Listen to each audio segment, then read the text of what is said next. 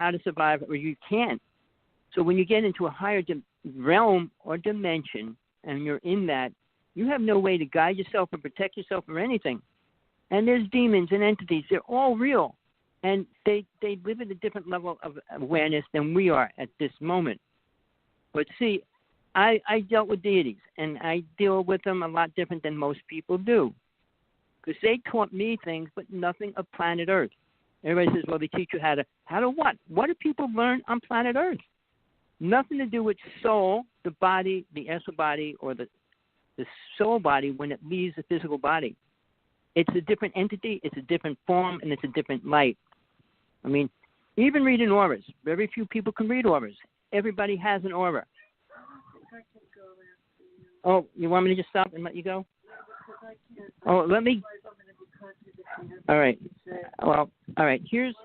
I'm going to let Namgyal finish talk about. No, let you finish about death, and you can try to explain that to CJ. I can only say.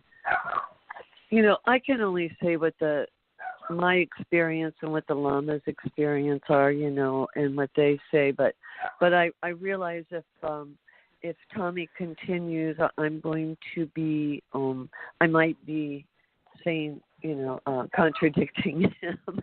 Oh, gotcha. Yeah, sure. Well, yeah, we all have our own opinion and our own energy in the way we talk, and it's okay, folks, that we can agree to disagree based on what we're trying to communicate, because we're human forms right now, and some of us are used to the past lives and communicating without talking. To be honest, we had different essences. We didn't have to speak with our voice, so this is a lesson. And I remember just using my mind, and I have some people that are ETs in this world that come and go, and they don't have to talk to me. It's like a movie or something. It's like Namgyal, if I was with you, and I can do it sometimes, and I think Tommy's been able to do it. Some people, if they practice with another being, a sender and receiver, it's like you get close to a friend and they call you. You can just think it, and the phone will ring in this reality. We can talk about all that too. But let's go on with what you got. I'm going to go back on mute. So you cover where your mind is, but you get what I'm saying, right? Just like the past life. No, you just hit something, and this is just a personal. This is actually the experience that cracked my mind wide open. Yeah, I was a spiritual child. Okay, so you just hit on something for me that I can tell you exactly what happened. Okay. So, my best friend was murdered, and I was 17, he was 21. He was in Reno, and I was in Ohio. So I had just learned of his death. I went to see him at the funeral parlor. Then that night, and I know a lot of people have had the same experience, that night the phone rang. I sat up in bed and answered the phone, and it was him. So, that was actually the night that I got cracked open, right? And a lot of times it takes a death to crack, or something very strong to happen in your life to kind of crack your mind open to being able to continue communication still with that person. Okay, so are you there, TJ? Yeah. Yeah, I'm here. Yes, I'm here. I just go on mute so I can hear you better on my recording for you too. But but I'm here. Okay, perfect. Yeah. Okay, yeah, great. But it does feel funny when you can't feel somebody there, so you're very sensitive. I know. Yeah. All right. But Okay, yeah, I'm here. Continue. Okay, great. Okay, so back to my train of thought. About the death and dying and. Did you know him in a past life, do you think? Perhaps. So that I really wasn't so, I what I want to say is that we were so close that it cracked me open. And then I started having all of these dreams. And then on my part, I was able to communicate with him, and he was already passed. So that's what really started me, just being able to perceive more than my side, one side. So, but the Lamas, we feel very strongly that after a person has passed, and because of your death experiences, I believe every death experience is as unique as a birth experience. Nevertheless, after you die, they feel that you go into maybe a little blackout, and then your mind, your consciousness comes back to the situation and to your body, and then you start to perceive your loved ones and their reactions, and you're there, but they can't see you, and you can see them, and for 49 days we believe that they are actually here still on this plane of existence, okay? Then after that, they start going through the bardos, and then can you say what the bardos are? Sure. Yes and no. I mean, I can explain what a bardo is, but understand there are always many bardos, according to the Tibetans, right? And they consider life, even being in life right now, a bardo, right?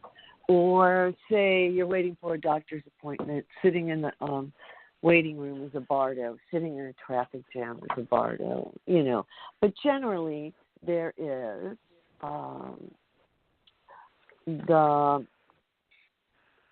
bardos of there's like bardo. Right off my hand, I can't come up with a Tibetan name for them. There are 4 of them, and the first one, I wish I was prepared for that. In the first bardo, you become aware of that you're dead, I think. And I really don't want to say unless I can say for sure, because I don't want to speculate, but I know there are 4. And the bardo of, okay, so there's the bardo of becoming is the last one, that I know. And that's where you see couples copulating. And that's when you start to take your next existence. But without knowing the exact terms, I don't want to say and be wrong, but I can find out for you. Okay.